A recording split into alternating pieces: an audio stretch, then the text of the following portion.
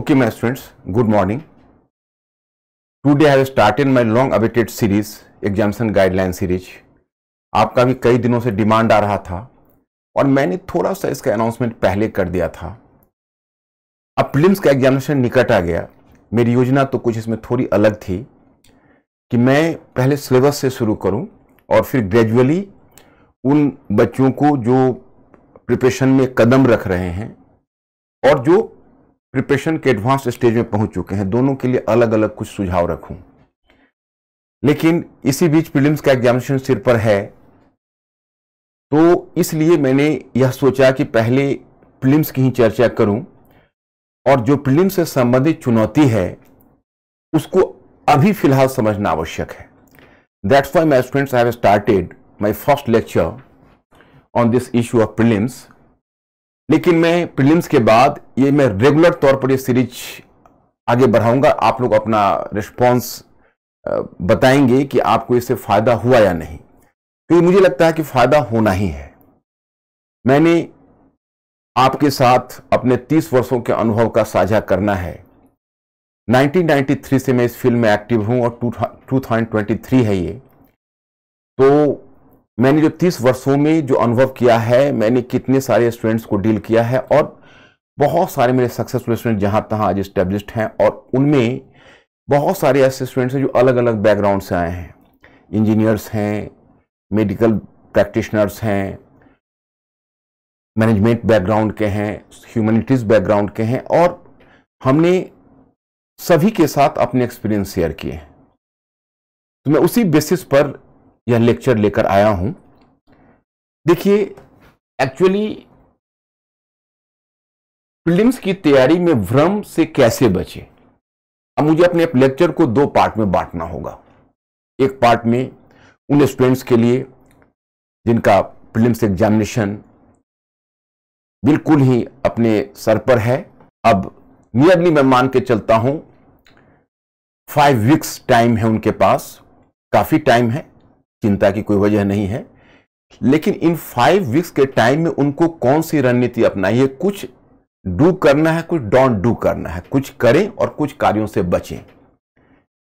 कुछ करें के लिए गुंजाइश कम है, कुछ कार्यों से बचे के लिए गुंजाइश ज्यादा है। इसलिए मैं पहले अभी जो 5 वीक्स में उनके सामने चुनौतियां आएंगी उसकी पहले कुछ चर्चा करना चाहूंगा। जैसे मैं उनको पहला संदेश यह देना चाहूंगा कि अभी अपने स्ट्रेटेजी में, अपनी रणनीति में you should not bring any major change. आप कोई बड़ा परिवर्तन ना लाएं। आपने जो रणनीति अपनाई है उस रणनीति पर भरोसा करके आप आगे बढ़ते रहिए, क्योंकि अभी संकल्प विकल्प का समय होता है। ये जो लास्ट के 1 मंथ होते हैं उसमें बहुत सारे पुल्स आते हैं दिमाग में जो चारों तरफ खींचते हैं। कई बार रिग्रेट होता है कि मैंने ये किया होता तो ये हो जाता, मैंने यह पढ़ लिया होता तो वो होता, मैंने उस समय गलती की थी, उस समय गलती की थी। ऐसी कई बार बेसलेस फियर्स आते हैं दिमाग में और ये नेचुरल है, क्योंकि जैसे जैसे एग्जामिनेशन नजदीक आता है तो ये बातें आती है। तो पहले आपको अपनी रणनीति नहीं बदलनी है, कोई मेजर चेंज नहीं करना है, नंबर 1। नंबर 2 कि आपने जो पहले से जिन पुस्तकों, जिन सोर्सेस से पढ़ा है उनके रिवीजन वर्क पर आप गौर करिए। आपने कुतर लिया है, अब आपकी कोशिश हो कि इसको अच्छे ढंग से हम चबाएं। We have to chew it, माने we have taken the bite, we have to chew it. और प्रीलिम्स में तो डाइजेस्ट होता नहीं है, च्यू कर लेना ही काफी है। और उससे आपको इतनी समझ विकसित हो जाएगी कि आपके जो क्वेश्चंस आएंगे उसकी प्रकृति, जो उसका जो नेचर होता है वो डायरेक्ट नहीं होगा, इनडायरेक्ट होगा। मैं अपने स्टूडेंट्स लाइफ का भी अनुभव बताता हूं और अपने स्टूडेंट्स का भी अनुभव बताता हूं। आप कहेंगे कि भाई मुझे इतना लंबा एक्सपीरियंस इस मामले में कैसे है। तो 1993 से लेकर और 2010 तक मैंने ऑप्शनल हिस्ट्री में बच्चों का, उसमें ऑप्शनल प्रीलिम्स हुआ करता था। तो मैंने प्रीलिम्स में उसमें मैं ऐसे ऐसे जो क्रॉनिक डिजीज वाले, जिनको पिछले 3 चांसेस से दे रहे प्रीलिम्स रुक रहा, तो उनको हमने क्वालिफाई करवाया हुआ। तो मुझे अनुभव यह है प्रीलिम्स में हमारी बहुत सारी एनर्जी है जो नाहक वेस्ट हो जाती है। अगर उसका सही यूज हो जाता है तो हमारा काम आसान हो जाता है।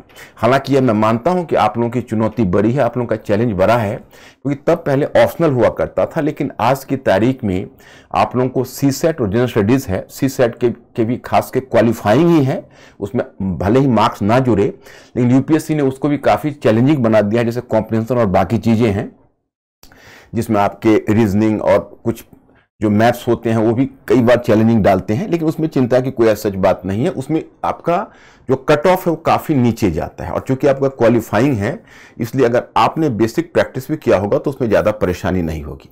हाँ, जनरल स्टडीज निहायत ही एक बड़ा चैलेंज है, और उसमें फार फिचेड क्वेश्चन लाते हैं, वो ऑप्शनल की तुलना में काफ़ी कठिन हो जाता है, लेकिन दोनों का तरीका, दोनों में भ्रम एक ही तरह की उत्पन्न होती है तैयारी में। जैसे ऑप्शनल में जो बच्चे थे वो भी भ्रम में थे, एक ही चीज स्टूडेंट्स में होता है, वो होता है कि हम ज्यादा से ज्यादा इंफॉर्मेशन और फैक्ट्स को चेंज करें, और एक लिमिट के बाद वो हो नहीं सकता। जो इच्छित है और जो संभव है, what is desired and what can be attend, इसके बीच एक सामंजस्य बनना आवश्यक हो जाता है। तो इसमें मैंने दूसरी बात यह कहनी है कि आप पहले पुराने सोर्सेस को रिवाइज करिए। हाँ, ऐसे में आपको एक दिक्कत आ सकती है कि आपको ऐसा फील हो सकता है कि ये विषय में थोड़ा मुझे और जानकारी चाहिए, तो घबराएं नहीं, अभी 5 वीक्स हैं, आप कोई एक सोर्स पकड़ ले। उसमें भी आपको फियर ये होगा कि मैं ये भी सोर्स पकड़ लूं, वो भी सोर्स पकड़ लूं, वो भी सोर्स पकड़ लूं, नहीं, कोई एक सोर्स पकड़ के उसको सप्लीमेंट करने की कोशिश करिए। ओके, फिर अब आगे आपके सामने चैलेंज होगा कि आप, जैसे बहुत सारे मॉक्स चल रहे हैं, बहुत सारे मॉक्स के लिए इन्विटेशन भी जहां तहां से आ रहा होगा। मेरा यहां अपना एक्सपीरियंस यह है कि मॉक टेस्ट का आप जरूर कंस्ट्रक्टिव यूज करें, रचनात्मक यूज करें, परंतु उसका यूज आप अपने केवल ज्ञान को बढ़ाने के लिए करिए। देखिए, मैं आपको इसमें बताना चाहूंगा, आप गौर से देखें तो प्रीवियस ईयर के जो यूपीएससी के क्वेश्चंस हैं वो आपके लिए काफी यूजफुल है, क्योंकि उसमें से बहुत सारे क्वेश्चंस थोड़ा सा स्लाइटली मोल्ड करके आगे आते रहते हैं, तो उससे आपका बहुत सारी समस्याओं का हल हो जाएगा। अब रह गई मॉक टेस्ट की बात, तो मॉक टेस्ट में एक दुर्भाग्यजनक स्थिति यह होती है कि वो क्वेश्चंस का नेचर बिल्कुल वैसा नहीं हो पाता जैसा यूपीएससी का है। क्योंकि यूपीएससी में क्या होता है कि जब वो क्वेश्चन को बांधते हैं तो स्टूडेंट्स के लिए एक रास्ता छोड़ते हैं, लेकिन जो मॉक टेस्ट होता है उसमें कई बार हम देखते हैं कि भाई स्टूडेंट्स के लिए रास्ता नहीं छोड़ा गया है, और स्टूडेंट्स के लिए और भी ज्यादा वो टफ हो जाता है।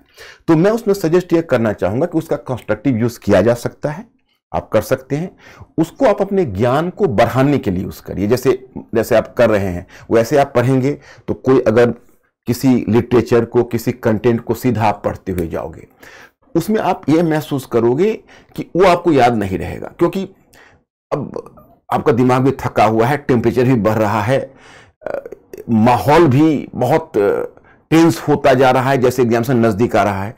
तो वैसी स्थिति में अगर आप थोड़ा सा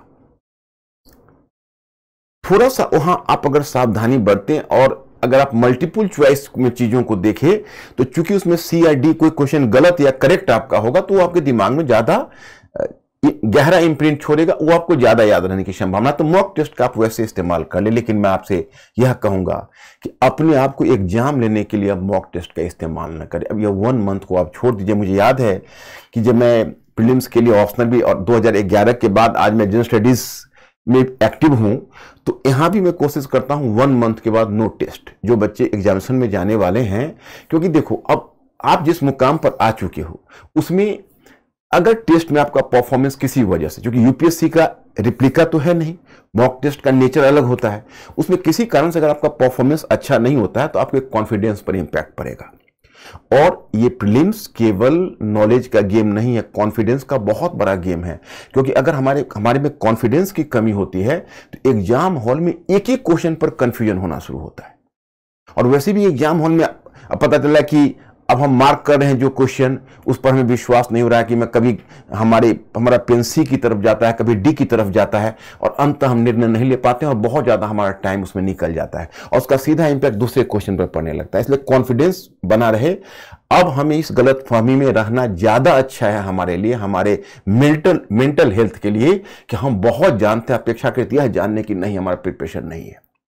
ऐसी फीलिंग आनी अब उचित नहीं कि हमारी तैयारी नहीं। अब होना चाहिए कि भाई हमारी तैयारी बहुत ही अच्छी है, दूसरी बात, एक सावधानी आपको बरतनी होगी कि जैसे आप अपने मित्र मंडली में होते हैं या फिर अपने बहुत सारे जो सहपाठी है उसके साथ आप प्रिपरेशन करते हैं, तो कई बार उनके हाथों में आप ऐसी पुस्तक देख लेंगे जो आपने नहीं पढ़ा है या कोई ऐसा सोर्स, अब उसमें आप डर कर फिर वही उस बुक को परचेज करके पढ़ना चाहेंगे, उसमें आपका अपनी जो स्ट्रेटेजी वो खराब हो जाएगी। ऐसा बिल्कुल मत करना। दूसरे से आपको इंप्रेस नहीं होना है। सभी की तैयारी और सबके तरीके अलग अलग होते हैं, उसमें किसी की नकल करने की कोई आवश्यकता नहीं। नेक्स्ट वन मैं आपको एक और भी इसमें भ्रम से बचने के लिए कहूंगा कि इतना ही नहीं, जब आप एग्जाम हॉल पर जाएंगे तो एग्जाम हॉल पर भी देखेंगे कि बच्चे आसपास पढ़ रहे हैं, आपको उससे बिल्कुल घबराना नहीं है। एक्चुअली उस समय की जो पढ़ाई होती है वो पढ़ाई रचनात्मक पढ़ाई नहीं होती है, वो घबराहट दूर करने के लिए पढ़ाई होती है। क्योंकि जब कोई बच्चा खाली बैठता है तो उसको फियर होता है, उस फियर से बचने के लिए अपने आप को पुस्तकों में उलझाने का प्रयत्न करता है। लेकिन वो जो पढ़ाई होती है वो रचनात्मक काम नहीं। प्रीलिम्स में तो मतलब ही नहीं होता। प्रीलिम्स में तो आप एग्जाम हॉल में जाते हैं, आपका दिमाग अगर ओपन और खुला रहे तो ज्यादा बढ़िया है। बल्कि अगर मेरा बस चले और मेरा सुझाव माने तो अगर लास्ट डे बच्चा ना पढ़े तो ज्यादा बढ़िया है। लेकिन ऐसा हो नहीं पाता है, आप नहीं रोक पाएंगे अपने आप को। कोशिश भी करेंगे तो बार बार आपका दिमाग जाएगा इन चीजों पर उन चीजों पर। हाँ, वहां मैं एक वहां भी भ्रम से बचने के लिए कहूंगा। जैसे एक बार दिमाग ब्लैंक हो जाता है, मुझे कुछ भी याद नहीं है, फिर आता है अरे मैंने ये नहीं पढ़ा, अरे थोड़ा मैं वो रिवाइज कर लेता। और कई बार तो ये साइकिल चलता रह जाता है और लेट नाइट तक बच्चे कभी इस बुक को खोलते हैं, कभी उस बुक को खोलते हैं। आप ऐसा नहीं करें। एक खास टाइम पीरियड के बाद, जैसे अगर आपने फिक्स कर लिया कि चलो भाई 5 o'clock के बाद या 6 o'clock के बाद हमको नहीं पढ़ना है, उसके बाद अगर मन में ख्याल आए कि ये चीज हमने रिवाइज नहीं किया है, तो आप यह सोचकर अपने आप को ढांढस बढ़ाइए, एश्योर करिए कि नो, इस सेगमेंट से क्वेश्चन नहीं पूछा जाएगा। They are not going to ask the question from this section, so we are safe. तो इस तरह से करने से कुछ वहां पर आपकी जान बच जाती है। और थोड़ा डिटैच्ड होने की भी आवश्यकता होती है। देखिए, सबसे बड़ी बात क्या होती है कि सीरियसनेस ठीक है, लेकिन excess of everything is bad. Last time में हमें सबसे बड़ी चिंता अपने स्टूडेंट्स को लेकर भी होती है।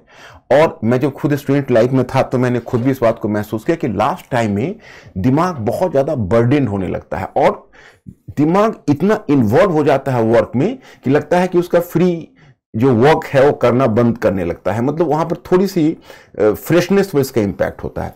तो उसका बेहतर तरीका यह है कि दिमाग को थोड़ा इंगेज करने के लिए 2-3 चीज हम कर सकते हैं। जैसे अब बहुत लोग योगा और प्राणायाम करते हैं, हालांकि उसका एक्सपीरियंस मुझे नहीं है, very frankly I am telling you. लेकिन डेफिनेटली इतने बड़े बड़े लोग बोलते हैं तो फायदा तो जरूर होता होगा योगा प्राणायाम का। तो जिनको वो कर सकते हैं उनको करें। और दूसरी चीज ये होती है कि एक फिजिकल एक्सरसाइज, ये मेरा एक्सपीरियंस है। जैसे कई बार जब टेंशन होते हैं तो जैसे ब्रिस्क एक्सरसाइज कर लिया, थोड़ा सा हल्की जॉगिंग कर ली या फास्ट वॉकिंग कर ली, तो जब स्वेटिंग होता है तो थोड़ा टेंशन उसमें रिलीज होता है। तो मुझे लगता है कि थोड़ी सी या तो ब्रिस्क एक्सरसाइज करिए या प्राणायाम या कुछ ऐसी चीजों की अगर आदत थोड़ा बनाया जाए तो ज्यादा अच्छा है। नेक्स्ट वन, अगर हम अपने हॉबीज को इनकलकेट कर सके इसमें, जैसे किसी को म्यूजिक सुनने की आदत है, किसी को मूवी देखने की आदत है, किसी को कोई चीज इंटरेस्टिंग चीज पढ़ने की ही आदत है, तो थोड़ा हम टाइम बचाए कि उधर अपने दिमाग को डिस्ट्रैक्ट कर सकें एक्सेसिव प्रेशर से, तो वो भी हमारे लिए यूजफुल रहेगा लास्ट आवर में। तो मैं ये आपको विशेष रूप से कहना चाहूंगा। हाँ, एक बात मैं आपको बताऊं, ये कहना बिल्कुल ही मुझे प्रैक्टिकल नहीं लगता कि आप पॉजिटिव रहिए। पॉजिटिव कौन नहीं रहना चाहता है, हर इंसान चाहता है मैं पॉजिटिव रहूं। लेकिन उसमें मैं एक प्रैक्टिकल एक्सपीरियंस बताऊंगा जो मैंने स्टूडेंट के रूप में भी इस बात को फील किया कि पॉजिटिव रहने के चक्कर में आपके दिमाग में जो निगेटिव आइडिया आता है, उसके बाद उससे जो आप फाइट करने की कोशिश करेंगे तो बार बार आपके दिमाग में और भी आएगा। तो उसका एक दूसरा तरीका मैं ऐसा समझता हूं कि आप ऐसा करिए कि उस ख्याल को आप आने दीजिए, उसको रोकिए मत, आप अपना काम करते रहिए। धीरे धीरे इनइफेक्टिव हो जाएगा। अब उसमें यह होता है कि थोड़ा सा पेरेंट्स का भी सपोर्ट होना चाहिए। और कई बार क्या होता है कि पेरेंट्स उतनी कॉम्प्लिकेशंस को नहीं समझ पाते हैं, वो 2 ही वर्ड समझते हैं, सफलता या विफलता, सक्सेस या फेलियर। तो उनको अपने ढंग से हम समझा सकते हैं कि एग्जामिनेशन है, इसमें दोनों तरह की संभावनाएं होती हैं, आप ज़्यादा उम्मीद ना लगाएं, क्योंकि अगर नेगेटिव होता है तो घबराने की कोई बात नहीं, और अपने आप को यह सोचकर सांत्वना देना चाहिए कि चलो ये हमारा अंतिम नहीं है, हम फिर प्रयास करेंगे। मतलब चलो चल के देखो तो सही। अगर हम ऐसा सोचने लगेंगे कि नहीं हर स्थिति में हमको क्वालिफाई करना है, तो लास्ट में सेल्फ डिफीटिंग फैक्टर बन जाता है और भय पैदा करता है, जिससे देखो ये प्रकृति का शाश्वत सत्य है, eternal truth of the nature, कि to the point, to the person, to the you can say success you are going to stick to, तो वो आपके दिमाग में टेंशन पैदा करेगा। जैसे गीता का जो कर्मवाद है, तो अच्छा लगता है, कर्मण्येवाधिकारस्ते, हर व्यक्ति चाहता है कि मैं लेकिन उसके लिए जो स्पिरिचुअल रिफाइनमेंट्स की जरूरत होती है वो हम लोगों में कहाँ है। हम लोग तो सांसारिक प्राणी हैं, तो हम उसको दूसरे तरह से कर सकते हैं कि चलो this is not the end, हम फिर अगर इस बार मैं कोशिश तो करूं, देखूं तो सही, आगे अगर ऐसा होता है तो फिर आऊंगा। तो इससे एक बड़ी ढाढ़स मिलती है कि चलो थोड़ा टेंशन रिलीज हो जाता है। तो मेरे विचार से यह तरीका भी आप अपना सकते हैं। Last but not the list, मैं इन बच्चों को कहना चाहूंगा कि जो स्टूडेंट्स आप एग्जाम हॉल में आप जाते हो, तो वहां पर दो सावधानियां आप बरतना। एक कि जब पेपर आपके सामने आएगा तो वो डिपेंड करता है आजकल के पेपर का लॉट खोलने पर। हो सकता है कि आपके शुरू के 5 to 6 क्वेश्चन एडवर्स टाइप के आ रहे हो। जैसे आप शुरू के 6 to 7 क्वेश्चंस देखते हैं तो कोई क्वेश्चन हमसे सॉल्व नहीं हो पा रहा है, उसमें ऐसे डरने की जरूरत नहीं। पहले आगे थोड़ा सा नजर डालिए, उन क्वेश्चन को छोड़ दीजिए, आगे जो जो सॉल्व हो रहा है उसको करते चलिए। क्या होता है, कई बार पेपर बहुत ज्यादा टफ हो जाता है, ऐसा देते हैं, तो उसमें चिंता की बात नहीं है, उसमें ब्रेकअप नीचे जाएगा। अब तो बताइए 50% से नीचे चला गया। अभी इस बार का मार्क्स तो उन्होंने नहीं दिया है, अब तो रिजल्ट के बाद ही देंगे। तो मैं उम्मीद करता हूं प्रीलिम्स से पहले आपके हाथ में मार्क्स भी मिल जाएगा। उसमें आप देखोगे कि उसमें जो ब्रेकअप है वो डेफिनेटली हमें लगता है कि 100 मार्क्स से तो कम ही होंगे, पिछले बार भी ऐसा हुआ था। तो और 22 का पेपर भी टफ पेपर था। तो पेपर टफ होने से हमारे रिजल्ट पर कोई असर नहीं होता है, और सीट चूंकि ज्यादा है तो हम उम्मीद करते हैं कि सिलेक्शन भी तो ज्यादा होगा, तो उसके लिए चिंता नहीं करनी है कि पेपर टफ है। और एग्जामिनेशन हॉल में किसी भी स्थिति में एग्जाम छोड़ना नहीं है, सरेंडर नहीं करना है। कई बार क्या होता है कि जब एग्जाम हॉल में हमें क्वेश्चन टफ लगने लगते हैं तो हम वही रिजाइन कर देते हैं कि चलो इस बार छोड़ते हैं, अब अगली बार देखूंगा। नहीं, जब एग्जाम हॉल में पहुंच गए तो लास्ट क्वेश्चन तक फाइट करूंगा, what ever may be the consequence. तो ये टेंडेंसी, ये मेंटेलिटी हमारी होनी चाहिए। और लास्ट में जैसे 2 पेपर है, अब पहला पेपर जब आप दे के निकलते हो, सेकेंड वन पेपर के लिए आपको जाना है, तो उसमें मेरा सजेशन यह है कि इन दोनों के बीच किसी से भी कोई क्लोज फ्रेंड होगा, कोई भी होगा, तो हो सकता है कि वो थोड़ा आपको प्रोवोक भी करें कि भाई ये क्वेश्चन आपने कैसे सॉल्व किया, इसमें आपने क्या करेक्ट किया है। तो आप दोनों पेपर के बीच कभी भी पेपर डिस्कस मत करना, क्योंकि देखिए अब हर व्यक्ति तो सेंटर पर तो कोई कंक्लूसिव आंसर नहीं जानता है, लेकिन अगर वो आपको कन्विंस कर देंगे कि आपका एक क्वेश्चन गलत हो गया और आपका वो करेक्ट क्वेश्चन है, तो नाहक आप प्रेशर में आ जाओगे और इसका इंपैक्ट आपके सेकंड पेपर पर पड़ सकता है। सो मैं स्टूडेंट, ये मेरा सजेशन तो ये रहा मेरे उन स्टूडेंट्स के लिए जो अभी एग्जाम में जा रहे हैं, उनके लिए हमारी तरफ से ऑल द बेस्ट। तो मैं स्टूडेंट्स, यह जो मेरा लेक्चर मैं अभी जो आपको सजेशन दिया है, ये सजेशन मेरा उन स्टूडेंट्स के लिए 2023 में प्रीलिम्स एग्जामिनेशन में अपीयर होने जा रहे हैं, और उन्हें ऑल द बेस्ट, मेरी तरफ से बहुत बहुत शुभकामनाएं। अब मैं चलता हूं उन स्टूडेंट्स की तरफ जो अभी बेसिक से शुरू कर रहे हैं। हो सकता है वो 2 वर्षों के बाद एग्जाम देने के मूड में हो। मेरा तो सजेशन यही होता है कि अगर आप यूनिवर्सिटी से उठ के आए हो और आपने सिविल सर्विसेज का ऑब्जेक्टिव रखा है, तो मेरा अपना मानना है कि वैसे बच्चों को 2 साल का प्रिपरेशन चाहिए।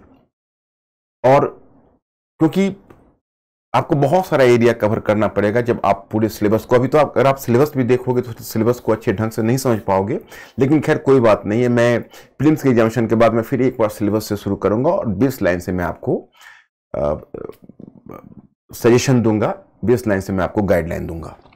देखिए, मैं यहां पर यह कहना चाहूंगा कि उनके लिए हमारा जो संदेश है वह कुछ अलग है, क्योंकि जो बच्चे अभी एग्जामिनेशन देने जा रहे हैं उनकी बेसिक रणनीति हमें कोई चेंज नहीं करवानी, लेकिन जो बच्चे आगे एग्जाम देने वाले हैं उनको मैं थॉरोली उनकी रणनीति चेंज करवाना चाहूंगा।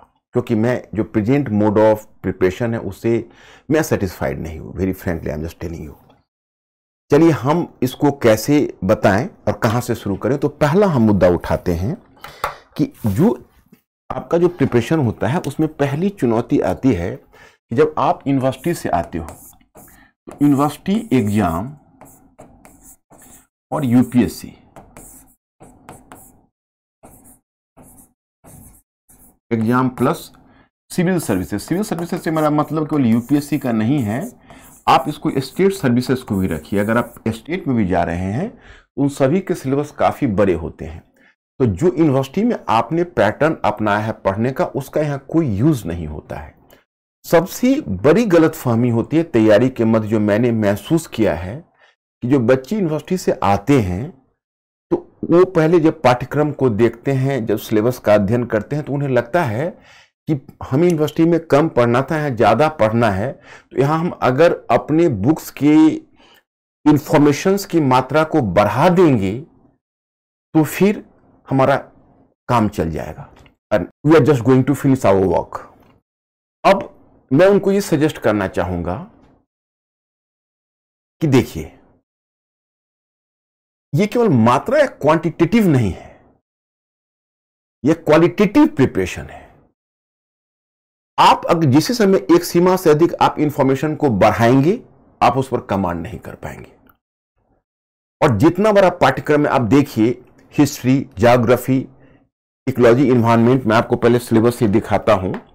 जैसे देखिए, ये आपका सिलेबस है current events of national and international importance two history of India and the Indian national movement, third Indian and the world geography and physical social economic geography of India and the world, Indian polity and governance, Hindi में भी मैंने दिया हुआ है, and Panchayati Raj system, public policy, rights issues etcetera, economic and social development. मतलब कुल मिलाकर आप इतने मोटे तौर पर समझ ले, इसने तो 5 भाग में बांटा है। लेकिन सच्चाई यह है कि इन 5 से कहीं ऊपर आपके जीवन के विभिन्न फील्ड से क्वेश्चंस पूछे जाते हैं। कई बार तो ऐसा लगता है कि आसमान और जमीन के नीचे जितने भी मुद्दे हैं और जितनी भी चीजें हैं उनको क्वेश्चन के फॉर्म में दे सकते हैं। तो देखिए, अब ऐसी स्थिति में अगर हम यूनिवर्सिटी वाले पैटर्न को अपनाते हैं तब तो वहां पर हमारी विफलता सुनिश्चित हो जाएगी, क्योंकि यूनिवर्सिटी पैटर्न में तो आपको 5 क्वेश्चंस लिखने होते हैं। आपको 10 क्वेश्चंस कॉलेज भी असाइन कर देता है कि भाई आप 10 से 12 टॉपिक्स पढ़ लें और आपको 5 क्वेश्चंस मिल जाएंगे। यहाँ तो इतने सारे सब्जेक्ट पढ़ने हैं, तो वो तरीका तो बिल्कुल काम नहीं आएगा। पहले हम यूनिवर्सिटी वाले तरीकों को यूनिवर्सिटी में छोड़ कर आए। फिर अब दूसरा तरीका लोग अपनाते हैं कि हम अलग अलग विषय पढ़ें, समय को थोड़ा बढ़ा दें और बहुत सारे सोर्सेज से या फिर किसी एक ही सोर्स से हम बहुत सारे इंफॉर्मेशंस को गैदर कर लें। और दुर्भाग्यजनक स्थिति यह है कि जिस समय, जैसे अगर मैं यूपीएससी के सिलेबस को भी देखता हूं तो यूपीएससी का सिलेबस तो हमेशा वास्ट रहा है, लेकिन विशेषकर जब 2011 में जब सीसेट को लागू किया, फिर 2013 में जब मेंस के सिलेबस को चेंज किया, तब उन्होंने सिलेबस में गुणात्मक वृद्धि कर दिया। परिमाणात्मक और गुणात्मक, माने क्वांटिटेटिव एंड क्वालिटेटिव दोनों प्रकार के चेंज ला दिए और बहुत सारे नए नए विषय को जोड़ दिए।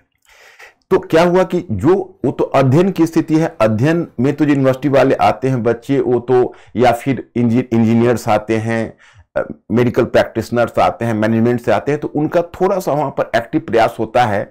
वो थोड़ा चीजों को समझते हुए और वो थोड़ा अपनी मेहनत को बढ़ा के, लेकिन उनका भी क्वांटिटेटिव अप्रोच ही रह जाता है। नॉर्मली मैं देखता हूं, लेकिन वो ज्यादा स्ट्रेस बर्दाश्त कर लेते हैं। अब जो यूनिवर्सिटी से आते हैं उनको तो कम पढ़ने की आदत होती है, यहाँ पर बहुत ज्यादा एरिया कवर हो जाता है। उसमें अध्यापन में भी कोई मेजर तकनीकी चेंज हमने देखा नहीं अब तक। जो उस समय से चला आ रहा है वही पैटर्न फॉलो किया जा रहा है। जब सिलेबस जब चेंज हुआ तो लोगों ने अध्यापन में मात्रा को बढ़ा दिया, क्लासेस के नंबर्स को बढ़ा दिए। लेकिन ये मेरा मानना है, जो समय के साथ ये चीज प्रूव होगा और आप लोग भी जब इस बात को समझोगे तो इस बात को महसूस करोगे, यहां मात्रा बढ़ाने से काम नहीं चलेगा, ये प्रेजेंट पैटर्न काम नहीं चलेगा, यहां तरीका बदलना पड़ेगा। अब कहोगे कैसा तरीका? तो हमारा इसमें पहला मोटो यह है, जैसे आपने देखा हो गवर्नमेंट ऑफ इंडिया का तो ये वर्जन नहीं है, लेकिन जो अच्छी इकोनॉमिस्ट है उनका वर्जन है कि अगर भारत में आप फूड सिक्योरिटी को यानी खाद्य सुरक्षा को बहाल करना चाहते हैं तो पहले कृषि आपको किसानों के लिए फायदेमंद बनाना होगा। मीन्स कि agriculture should be beneficial for pageants. जब पेजेंट्स जब तक स्टारवेशन पर रहेंगे, जब तक पेजेंट्स सुसाइड होता रहेगा, तब तक आप कैसे फूड सिक्योरिटी को इंडिया में ला पाएंगे। तो वही बात मैं ये स्टूडेंट्स को पहला संदेश यह देना चाहूंगा कि जब तक स्टडी आपके लिए इंजॉयबल नहीं होगा, जब तक अध्ययन को आप इंजॉय नहीं करेंगे, तब तक इतने सारे विषयों से सही मायने में आपका जुड़ाव नहीं हो पाएगा, क्योंकि स्टडी को इंजॉयबल बनाना मांगता है। देखिए, अब मैं देखता हूं कि लोग 2 साल भी तैयारी करते हैं, 2.5 साल भी तैयारी करते हैं, लेकिन ऐसी नौबत होती है कि रो रो कर तैयारी करते हैं, घबरा कर तैयारी करते हैं, डर कर तैयारी करते हैं। अरे डरना क्या, हम 2 प्रोसेस में इस एग्जामिनेशन को लें। फर्स्ट प्रोसेस में हम उसको एंजॉय करें और सेकेंड प्रोसेस में हम क्वालिफाई करें, तो हमारे जीवन में इसके 2, जब आप आईएएस अधिकारी, आईपीएस अधिकारी बनकर जब आप जाओगे और जब वहां पर आपको बहुत सारे प्रेशर पड़ेंगे, एडमिनिस्ट्रेटिव प्रेशर, तो आप याद करोगे, मैं अपने बहुत सारे अपने एक्स स्टूडेंट से बात करने पर पता चलता है कि आप याद करोगे कि वो दिन कितने अच्छे थे कि जब हम स्टूडेंट लाइफ में प्रिपरेशन कर रहे थे। उस समय आप ये दर्द को भूल जाओगे कि आपने कितना दर्द सहा। अब अगर इस दर्द के बजाय आप पढ़ने को एंजॉय करने लगो, आप एक बुद्धिजीवी की तरह व्यवहार करने लगो, तो आपकी सफलता भी सुनिश्चित हो जाएगी और चलने की जो यात्रा का दर्द है वो भी कम हो जाएगा। तो इस पर अब कैसे, इस पर हम बात करते हैं। इसलिए मेरा अपना मानना है कि इसके लिए जो मैं हमेशा आपको कहता आ रहा हूं और मैं अपने व्यक्तिगत तौर पर इस दिशा में प्रयास भी कर रहा हूं कि to be a thinking creature, और इसके लिए हमें इंटीग्रेटेड अप्रोच कहीं ना कहीं अपनाना होगा, क्योंकि अगर इंटीग्रेटेड अप्रोच हम नहीं अपनाते हैं तो फिर यह एक मुश्किलें आ जाएगी और हम इतने सारे विषयों पर कमांड नहीं कर पाएंगे। देखिए, मैं तो इस टीचिंग में ही हूं, जनरल स्टडीज में, तो मैं महसूस करता हूं कि जैसे जो सेगमेंट बच्चा पढ़ लेता है उस सेगमेंट से उसका नाता टूट जाता है और दूसरा सेगमेंट पढ़ लेता है तो फिर दूसरे सेगमेंट की बात करता है। अगर पहले सेगमेंट पर बात की जाती है तो उसके दिमाग में होता है, लेकिन एकदम लुप्त मेमोरी की तरह कुछ बातें फ्लैश की तरह आती है और जाती है। नहीं, मैंने हमेशा इस बात के लिए कहा है, चाहे वो प्रीलिम्स हो या मेंस हो, सबसे पहले हमारी जरूरत होती है कि हमारा जो इंफॉर्मेशन से हमारा ज्ञान ओपिनियन पर जाए, इंफॉर्मेशन से ओपिनियन पर जाए। अब देखिए, मैं आपको बताना चाहूंगा कि यही चीज मैंने प्रीलिम्स में उस समय भी इजाद किया। मैं प्रीलिम्स की ही बात कर रहा हूं, लेकिन प्रीलिम्स और मेंस का पहले तो हम इंटीग्रेटेड अप्रोच कर ले। जैसे हमने जब तैयारी, जब जो स्टूडेंट्स फाउंडेशन पर हैं और जो प्रिपरेशन शुरू करने वाले हैं, उनसे मेरा पहला रिक्वेस्ट यह है कि जिस समय आप प्लानिंग करें तो मेंस और प्रीलिम्स के साथ प्लानिंग करें। ऐसा नहीं है कि मेंस और प्री की अलग प्लानिंग करें, क्योंकि जब तक आपका मेंस का प्रिपरेशन नहीं होगा और जब तक मेंस के साथ आप जस्टिस नहीं करेंगे, प्रीलिम्स के साथ जस्टिस हो ही नहीं पाएगा। कई बार मैंने देखा है कि बहुत कई बार बच्चे आते हैं तो प्रीलिम्स की ही तैयारी पर ज्यादा फोकस देने लगते हैं। ठीक है, उसके लिए भी आपको मेंस पढ़ना पड़ेगा। और कई बार तो प्रीलिम्स का आप रेंज ऑफ क्वेश्चंस देखो तो आपका एक्साइटमेंट होगा कि अगर 25% चीजें भी हमें मेंस में याद रह जाए तो हम मेंस में बहुत अच्छा परफॉर्म कर सकते हैं। इस तरह का भान होगा। ओके, तो माय स्टूडेंट्स, यहां पर इसी में मैंने आपको कहा कि भाई ओपिनियन कैसे डेवलप होगा, तो ये तो कई बार चर्चा कर चुका हूं। जैसे जब मैं हिस्ट्री ऑप्शनल भी पढ़ाता था तो मैं कभी इंफॉर्मेशन बेस्ड नहीं पढ़ाता था। जैसे मैं बहुतों को देखता था, मुझसे पहले इस तरह का एक पेडागोगी जो प्रचलित था प्रीलिम्स के लिए, उसमें लोगों की रणनीति प्राय होती थी कि पहले मेंस पूरा पढ़ा लिया और मेंस पढ़ाने के बाद प्रीलिम्स में बच्चों को इंफॉर्मेशन लिखा दिया जाता था कि ये इन कौटिल्यन अर्थशास्त्र says so, this is mention in Megasthenes indica, Gandhi has just started this movement and then this movement occurred, these are the provisions of the Cripps mission. इस तरह से इंफॉर्मेशंस को अलग से पता चला, एक मोटा सा रजिस्टर बन गया। ये तो रैंडम हुआ। किस तरह के रैंडम, आप एग्जामिनेशन हॉल में जाएंगे तो देखेंगे वहां जो है क्वेश्चन वो उससे नहीं है जो हमने पढ़ा है, तो सीधे मुंह के बल गिरने वाली बात हो जाती है। वो बहुत ही अनसाइंटिफिक तरीका था। हमने पहले तरीका को बदला। हमने कहा कि नहीं, हमको अगर हिस्ट्री बच्चों को पढ़ाना है तो पहले उनको हिस्ट्री की सोच पैदा करनी होगी। उसके लिए उनको पहले चेंजेस समझाना होगा, क्योंकि जितने भी विषय होते हैं, मैं तो मानता हूं कि सारे सोशल साइंस का बेसिक एसेंस होता है चेंज। अगर हम चेंज समझ गए तो फिर विषय वस्तु को याद रखने में सहूलियत होती है और इंफॉर्मेशन को हम आसानी से ओपिनियन में परिवर्तित कर लेते हैं। तो हमने इतिहास को राजनीतिक, आर्थिक, सामाजिक, सांस्कृतिक, पॉलिटिकल, इकोनॉमिक, सोशल और कल्चरल में बांटा। फिर पॉलिटिकल को दो पार्ट में बांटा, पॉलिटिकल एक्सपेंशन राजनीतिक विस्तार और दूसरा एडमिनिस्ट्रेशन। फिर इकोनॉमी में agriculture, craft, trade, money economy यानी मुद्रा अर्थव्यवस्था और नगरीकरण। उसी तरह समाज में वर्ण, जाति, महिलाओं, शूद्रों और अछूतों की दशा। सांस्कृतिक में धर्म, दर्शन, भाषा, साहित्य, कला में स्थापत्य कला, मूर्ति कला, चित्रकला, नृत्य, संगीत, विज्ञान और प्रौद्योगिकी। इसको हम फिर एक नेक्स्ट टाइटल बना दिया संस्कृति में विज्ञान और प्रौद्योगिकी। इस प्रकार से अब जितने भी हम चैप्टर शुरू कर रहे हैं उसको पहले हम इतने पार्ट में बांट रहे हैं। इतने पार्ट में जो चेंजेज है वो हमें विषय पर कॉन्सेप्ट दे रहा है, और जो इंफॉर्मेशन है, जो उसका उदाहरण है, वो फैक्ट्स के रूप में आ रहा है। देखो यहाँ तो चूंकि मुझे प्रिसाइज टाइम है और मैं बहुत ज़्यादा आपके इस लेक्चर को लंबा नहीं करना चाहूँगा, इसलिए मैं बहुत प्रिसाइजली आपको इन्फॉर्म कर रहा हूँ। लेकिन अगर आप इच्छुक हों और कैसी हिस्ट्री में प्रीलिम्स को टैकल किया जाए तो उसके लिए मैं यूट्यूब पर 3 अलग अलग लेक्चर दे चुका हूँ। मेरे नाम से आप उसको सर्च करिए तो आपको एंशिएंट प्राचीन भारत, मध्यकालीन भारत और आधुनिक भारत, इन तीनों का मेरे नाम से आपको लेक्चर मिल जाएगा जो प्रीलिम्स के प्रिपरेशन के बारे में और काफ़ी विस्तार से है। उसमें आपकी समझ विकसित हो जाएगी। यहाँ पर मैं आपको थोड़ा शॉर्ट में बता रहा हूँ, तरीका की बात कर रहा हूँ। तो जब वहाँ पर आप अलग अलग बांट दिया तो वो अलग अलग चेंजेज है, वो पूरा का पूरा कॉन्सेप्ट है, और उसके साथ जो उदाहरण है वो फैक्ट्स है।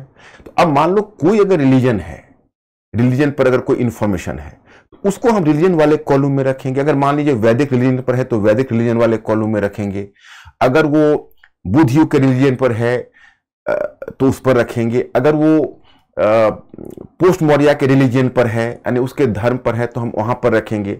इस तरह से रिलीजन से संबंधित एक तो पूरा एवोल्यूशन हमको पता है कि चलो वैदिक काल से लेकर मॉडर्न हिस्ट्री तक कैसे धर्म का विकास हुआ, कैसे अर्थव्यवस्था का विकास हुआ, कैसे समाज का विकास हुआ। यह हमें मेंस में भी यूज होगा। हालांकि मेंस में आप देखेंगे तो उसके अलावा कुछ और भी काम करना होगा, लेकिन अगर इसमें तुम 20-25% जोड़ देते हो तो मेंस में आपका परफॉर्मेंस बिल्कुल बढ़िया हो जाएगा। और 20-25% प्रीलिम्स में जोड़ देते हो तो प्रीलिम्स का आपका एक्सीलेंट परफॉर्मेंस हो जाएगा। तो इतना काम तो फाउंडेशनल है जो आपको मेंस में भी यूज हो रहा और प्रीलिम्स में भी हो रहा।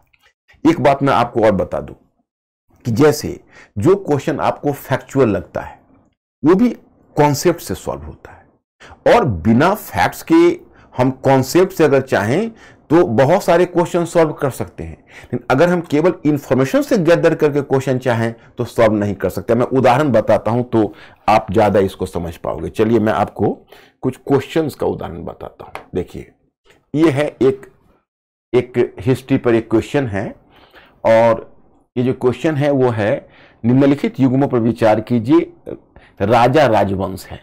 इसमें जो पॉइंट 1 है उसमें नानुक, जयशक्ति, यही फिर मैंने इंग्लिश में डाल दिया है, जयशक्ति परमार, नागभट्ट। जैसे जयशक्ति है, जैसे आपको दिया है, ये कोड मिलाना है। निम्नलिखित युग्मों पर विचार कीजिए, राजा राजवंश, नानुक चंदेल, जयशक्ति परमार, नागभट्ट द्वितीय गुर्जर प्रतिहार, 4 भोज राष्ट्रकूट। अब उपर्युक्त युग्मों में से कितने सही सुमेलित हैं? मैं स्टूडेंट्स यहां आपको मुझे इंफॉर्मेशन यह देना है कि अब कोई अगर राजवंश और राजा के विषय में वैसे अगर फैक्ट्स याद करना चाहे, कोई भी दिमाग ब्लैंक हो जाता है एग्जामिनेशन हॉल में। हमने जो चेंजेज पढ़ा है तो वैदिक काल, बुद्ध काल, मौर्य काल, मौर्योत्तर काल, उसमें डिफरेंट डायनेस्टी, राज्य, राजवंश, साम्राज्य, उसको अपने दिमाग में चलचित्र की तरह हमने फिट कर लिया हुआ है। तो जिसी समय हमारे सामने कॉन्सेप्चुअल क्वेश्चन, हमारे सामने जब इस तरह का इंफॉर्मेशन आएगा तो सीधे हम अपने कॉन्सेप्ट को टटोलेंगे कि भाई वैदिक काल से जो हम चेंज देखते आ रहे हैं तो ये शासक मिले हैं किस डायनेस्टी से थे, ये शासक इस डायनेस्टी से थे, वो शासक उस डायनेस्टी से थे। ये इंफॉर्मेशन से कैसे होगा? हो ही नहीं सकता। ये तो इंफॉर्मेशन बेस्ड पढ़ाई में तो सबसे बड़ी दिक्कत होगी जिस समय एग्जामिनेशन निकट आएगा तो वो आपको एकदम दिमाग से रफू चक्कर हो जाता है, वो आपके दिमाग से ही निकल जाता है।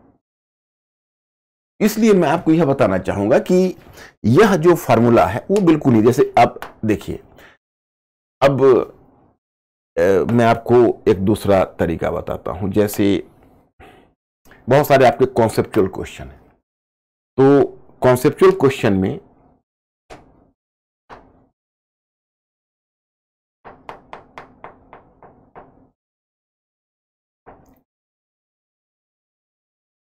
Just 1 minute.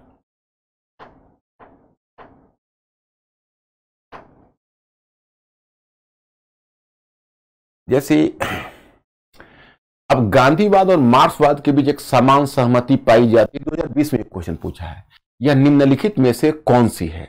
ए, एक अंतिम लक्ष्य के रूप में राज्यविहीन समाज, बी, वर्ग संघर्ष, सी, निजी संपत्ति की समाप्ति और डी, आर्थिक नियतिवाद। अब देखो ऐसा क्वेश्चन है और इसी तरह का क्वेश्चन मैं आपको बताना चाहूंगा कि ये क्वेश्चन बेसिकली आपसे पूछा था 2020 में भी पूछा है, जिसमें गांधीवाद और मार्क्सवाद की तुलना है। इसमें फैक्चुअल से कैसे सॉल्व होगा? वो तो दिमाग को सीधी हमारे जो अंतर मन है उसको छूता है क्वेश्चन, और हमें अपने समझ से उस क्वेश्चन को लाना पड़ता है। नहीं तो हमारा जो मेमोरी बैंक है, वो मेमोरी बैंक को बाइंड करने के लिए हमें, अब जैसे इंफॉर्मेशन है तो इंफॉर्मेशन को अगर हम कॉन्सेप्ट से बाइंड नहीं करेंगे तो इंफॉर्मेशन एन वक्त पर धोखा दे देता है।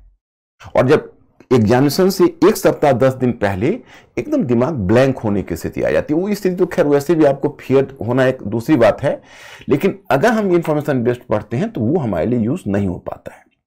तो मैं आप लोगों से पहली बात यह करना चाहूंगा कि विषय में इंटरेस्ट हो और एक इंटीग्रेटेड अप्रोच डेवलप करिए। बी अ थिंकिंग क्रिएचर, चाहे वो मेंस का एग्जामिनेशन हो या प्रीलिम्स का एग्जामिनेशन हो। जब तक ये चीज नहीं होगी, जो चीज मैं इस दिशा में प्रयत्न नहीं देख पा रहा हूं, इसलिए मेरी चिंता का कारण है कि भाई बच्चे जो यूनिवर्सिटी से आते हैं, क्योंकि मैं तो बच्चों के बीच ही रहता हूं, डेली डील करता हूं, उनको बेसिक राइटिंग और रीडिंग और समझ, चूंकि वहां पर तो ट्रेन नहीं कराया गया है।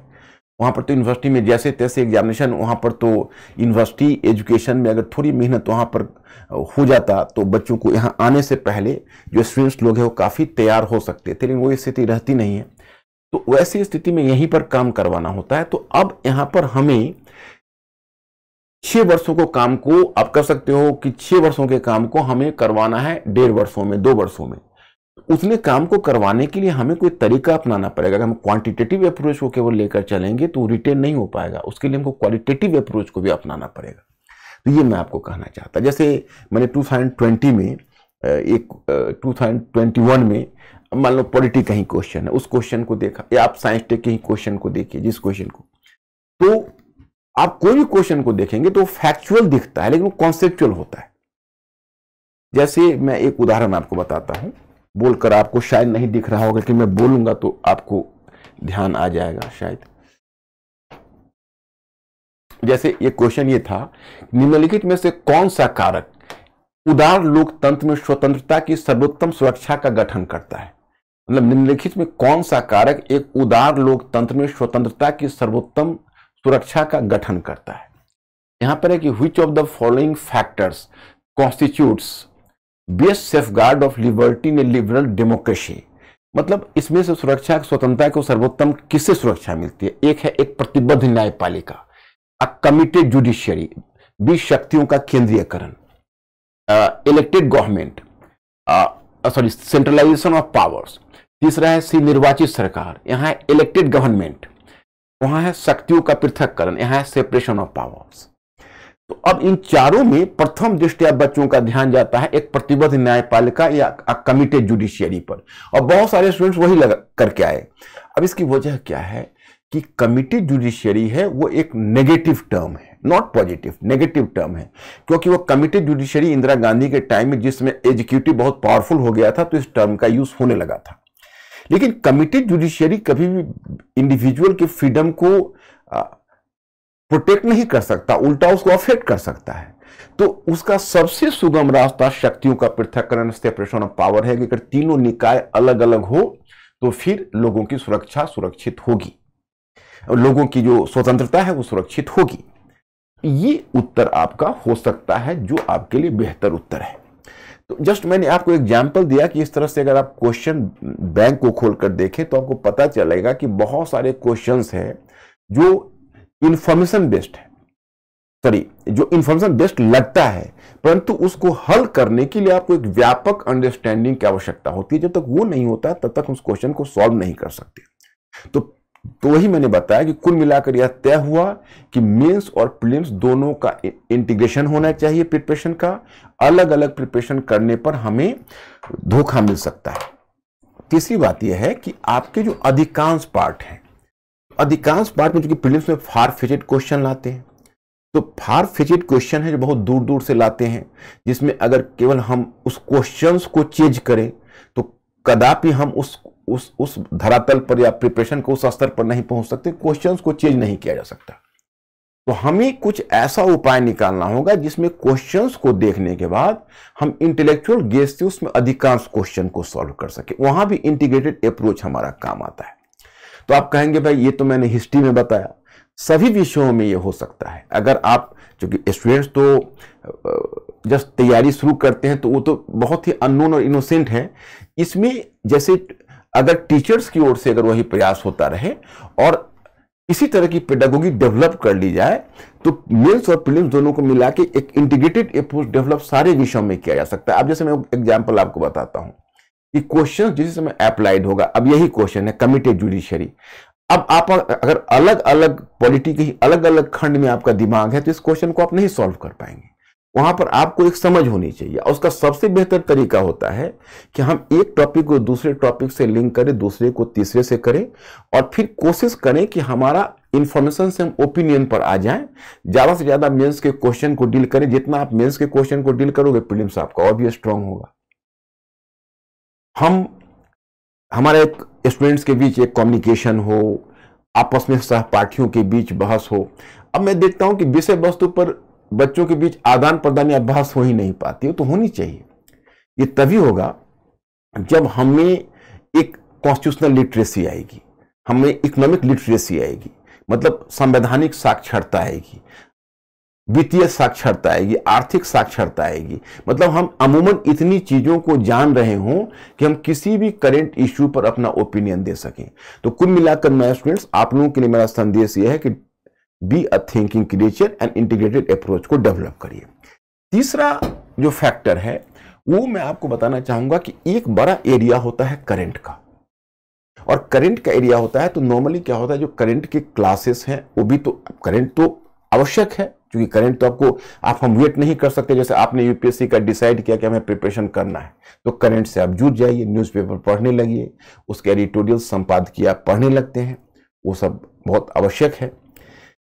और लेकिन मैं वहां पर यह कहना चाहूंगा कि जो करंट है वो करंट का भी कुछ ना कुछ हमें रास्ता खोजना पड़ेगा। रास्ता खोजने का मतलब यह है कि हम अगर सिर्फ उसको रैंडमली अगर उसको हम देखें, जैसे चलो भाई आज क्या, तो आज ये स्पीकर्स के जो लोकसभा स्पीकर है उससे संबंधित एक महत्वपूर्ण करंट इशू आ गया, या कोई अगर इस तरह के चलो इस बार हम स्पेस पर एक बहुत ही करंट इशू आ गया, तो उसको हम अलग अलग जगहों पर डील करते हुए आगे बढ़ते हैं। तो फिर वहां पर समस्या आएगी कि जब एक बार एक्यूमुलेट हो जाएंगे 6 महीने साल के बाद, तो फिर हमारे दिमाग से सब कुछ उठ जाएगा। तो उसका भी तरीका है कि करंट हम अवश्य पढ़ें, उसके लिए एक अलग नोट्स भी बनाएं, लेकिन जो हमारा ट्रेडिशनल है, जो हम ट्रेडिशनल में, जैसे हम एसपीएस पढ़ते हैं, हम इकोलॉजी इन्वायरमेंट पढ़ते हैं, हम पॉलिटी पढ़ते हैं, हम इकोनॉमी पढ़ते हैं, तो जहां जो पढ़ते हैं उस टॉपिक में पढ़ने के समय ही हम 3, 4, 5 पेज को छोड़ दें या 10 पेज को, जितना है आप लिबरली पेज को छोड़ दीजिए और कोशिश करिए कि वहां, जैसे अब हमारे जुडिशरी से ही जुड़ा हुआ कोई मुद्दा है, एग्जीक्यूटिव से जुड़ा हुआ कोई मुद्दा है, लेजिस्लेटिव बॉडी से जुड़ा हुआ मुद्दा है, या पार्लियामेंट्री कमेटी से जुड़ा हुआ मुद्दा है, हर एक टॉपिक के बाद हमारा 4-5 पेज छुटा होना चाहिए, ताकि सीधे जब करंट में इशू आए तो वहीं पर उस मुद्दे को जोड़ ले। उसका आपको एडेड एडवांटेज मिलेगा, आम क्या और गुठलियों के दाम। मेंस में भी जब लिखना होगा तो रेफरेंस वहां पर आ जाएगा, और प्रीलिम्स में जो उससे जुड़ा हुआ कोई क्वेश्चन आएगा, प्रीलिम्स में काफी स्टैंडर्ड क्वेश्चन होते हैं और काफी कॉन्सेप्चुअल भी होते हैं, वैसे क्वेश्चन को हल करना, इवन आप फैक्ट्स को भी पकड़ेंगे। जैसे आप देखिए ना 2021 में ही या 2022 में आपका क्वेश्चन था कि एक जो निर्दलीय मेंबर है, मैंने 2 स्टेटमेंट दिया हुआ था पॉलिटी में, एक निर्दलीय मेंबर का, इवन एक अगर कोई निर्दलीय मेंबर है अगर किसी पार्टी को ज्वाइन करता है तो उसको 6 मंथ्स में सदस्यता चली जाएगी, मतलब इस तरह की चीजें। तो क्या वो ये स्टेटमेंट करेक्ट है या रॉन्ग है?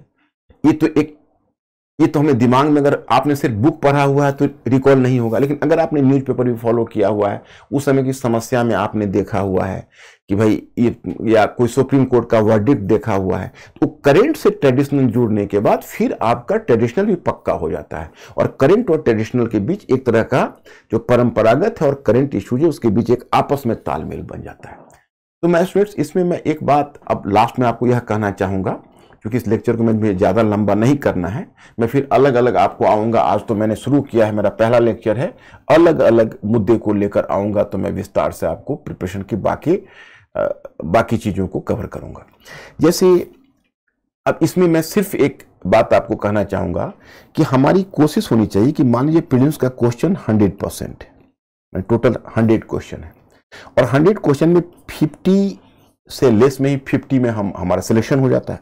लेकिन हम टारगेट रखते हैं, चलो 50 तो नहीं 60 का हम टारगेट रखें। ओके, उसमें मैं आपको बताना चाहूंगा कि देखिए हम कितना भी कुछ करें, पीटी में हमारे 40 क्वेश्चन 35 to 40 क्वेश्चन हो सकते हैं जो हमारे इंटीग्रेटेड अप्रोच से बाहर रहे। जैसे हमने कभी पेपर में पढ़ा, रैंडम देखा तो रैंडम से कहीं कुछ सॉल्व हो जाए। जैसे इसमें भी आप देखेंगे कि जो क्वेश्चन होते हैं, मैं एक उदाहरण बताता हूं। जैसे मैं एक क्वेश्चन बताता हूं कि अब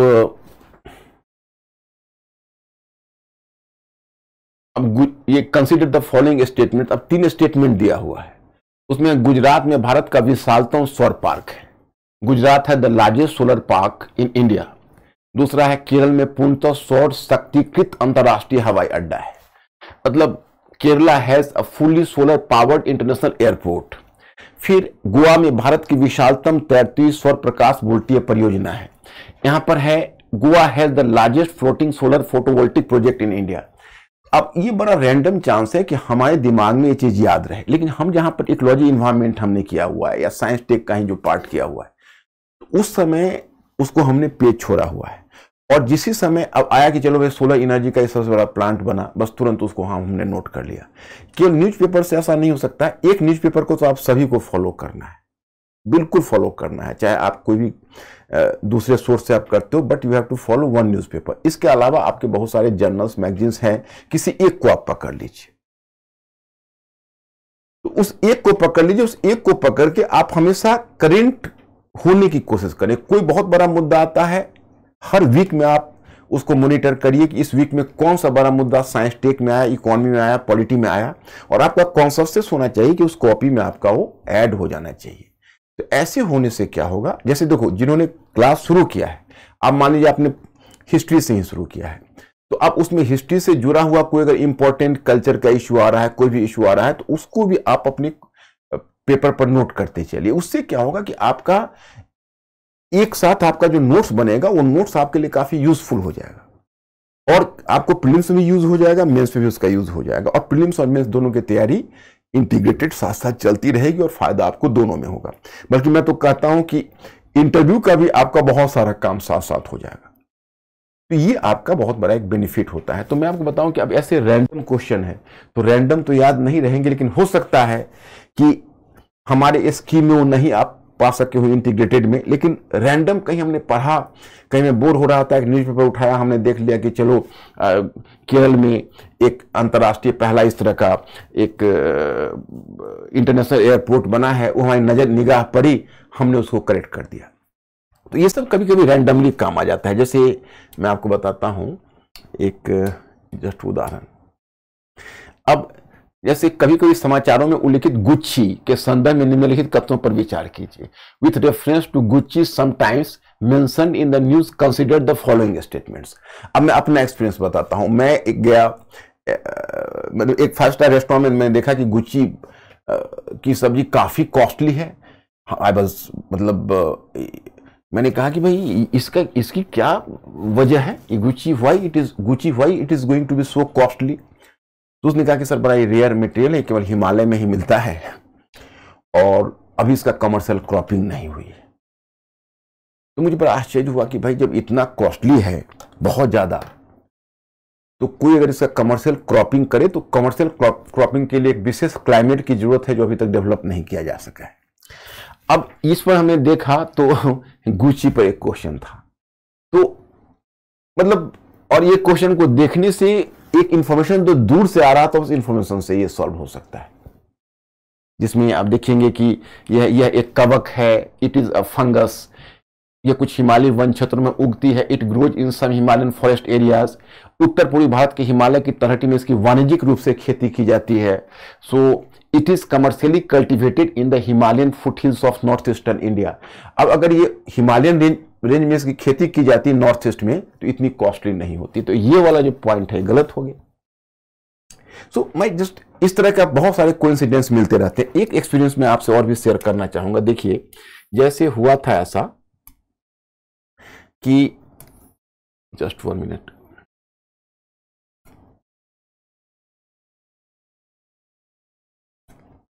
देखिए ये क्वेश्चन है, ये 2022 का क्वेश्चन है। इसमें पूछा है कि किसके राज्यकाल में योग वासिष्ठ का निजामुद्दीन पानीपति द्वारा फारसी में अनुवाद किया गया। अब देखिए इसका कोइंसिडेंस देखिए, ये 2022 में मुजफ्फर आलम की एक बड़ा अच्छी बुक सूफीज्म पर निकली। उसमें दारा शिकोह भी उसका एक बहुत इंपॉर्टेंट चैप्टर था। मैंने वो बुक पढ़ी और पढ़ी तो उसमें उसने लिखा कि दारा शिकोह के बारे में, चूंकि स्टूडेंट्स महकमों में नॉर्मली जब योग वशिष्ठ एक कृति है जिसमें वशिष्ठ ने राजा राम को शिक्षा दी है राजा बनने के समय। उस योग वशिष्ठ संस्कृत में उस पुस्तक को दारा शिकोह ने फारसी में अनुवाद किया। तो दारा शिकोह ने फारसी में अनुवाद किया तो सबका ध्यान दारा शिकोह पर जाता है। ये ध्यान ही नहीं जाता कि अकबर ने भी इसका अनुवाद करवाया हुआ था। अब क्या है कि प्रश्न इसमें पूछा गया है कि किसके राज्यकाल में योग वशिष्ठ का निजामुद्दीन पानीपति द्वारा फारसी में अनुवाद किया गया। तो अब उस बुक में क्लियरली लिखा हुआ था 2022 में जो निकली हुई थी, इसमें मुजफ्फर आलम ने, कि जब 50 इयर्स पहले जब निजामुद्दीन पानीपति ने योग वशिष्ठ का अनुवाद कर दिया था, तो फिर इसका दोबारा अनुवाद कराने की आवश्यकता क्यों पड़ी। दारा शिकोह ने दोबारा अनुवाद क्यों किया। तो उसका कारण बताया गया कि दारा शिकोह भी अपनी तुलना राजा राम से करना चाहता था। जिस तरह से वो अपने आप को किंग बनने के लिए तैयार कर रहा था, जिस तरह राजा राम ने वशिष्ठ से शिक्षा ली, तो उसने भी सोचा कि चलो मैं भी अपना एक वशिष्ठ के उस ज्ञान का एक राजा के रूप में मैं भी उसका पालन करूंगा, यह संदेश देना चाहता था। तो अगर इस तरह की बातें थी, ये मैंने नोटिस किया और मैंने उसको अंडरलाइन करके उस पर मार्क करके रख लिया कि मेंस में मैं इसको यूज कर लूंगा। क्योंकि जब नए नए बुक्स आते हैं तो उसके टच में हम होते हैं। मैंने पुस्तकों का संसार भी आपके सामने लाया था, याद होगा। मैंने ये नोटिस नहीं किया कि ये क्वेश्चन प्रीलिम्स में डाल देंगे। जब मैं प्रीलिम्स में पेपर देखा तो मैं चकित रह गया। तो ऐसे भी होते हैं कि कोई लेटेस्ट बुक आती है, जैसे पिजन सॉन्ग। अब यही देखिए, सब्यसाची भट्टाचार्य की एक मॉडर्न हिस्ट्री पर एक रचना है और 2011 में एनपीटी से निकली है। उसमें सॉन्ग ऑफ प्रिजन गांधी के बारे में लिखा हुआ है। अब क्या हुआ कि वही क्वेश्चन उन्होंने 2020 में डाला, prison of songs, songs of prison. और जब उस क्वेश्चन को डाला किससे जुड़ा हुआ है, तो उसमें बच्चों को अधिकतर कंफ्यूजन हुआ बाल गंगाधर तिलक और महात्मा गांधी में। और 2011 में ये बुक एनपीटी से निकली थी, एनबीटी से निकली थी। और इस बुक को फिर सब्यसाची भट्टाचार्य का डेथ हो गया था उसी वर्ष, और बड़े रिप्यूटेड मॉडर्न हिस्ट्री के वो स्कॉलर थे। तो फिर उस बुक को उसी वर्ष रिप्रिंट किया गया और उसी बुक में चैप्टर था। क्वेश्चन सेटर का ध्यान अट्रैक्ट हो गया। तो कभी इस तरह के कोइंसिडेंस होते हैं, परंतु ऐसे क्वेश्चंस को सॉल्व करना रियली चैलेंज होता है। वहां पर इंटेलेक्चुअल गेस का ही सहारा होता है। तो मैं आप लोगों को जो आगे तैयारी करने वाले हो उसको मैं और भी आगे गाइडलाइन करता रहूंगा। लेकिन फिलहाल मैं आपको यह बताऊं कि आप पहले 2 काम का अविलंब पालन करिए। आप देखिए पढ़ने के क्रम में कि स्टडी आपको इंजॉयबल होना चाहिए। अगर इंजॉयबल नहीं हो रहा है तो फिर जिसको कहते हो आप, आज तो हर चीज पर धरणीय विकास पर बल दिया जाता है, सस्टेनेबल डेवलपमेंट। तो सस्टेनेबल डेवलपमेंट के लिए इसको इंजॉयबल होना आवश्यक होता है। और बाकी उसके लिए इंटीग्रेटेड अप्रोच चाहिए, और मेंस और प्रीलिम्स दोनों को इंटीग्रेटेड अप्रोच करिए और करंट को उसी तरह से आप उपयोग करिए जैसा कि मैंने बताया है।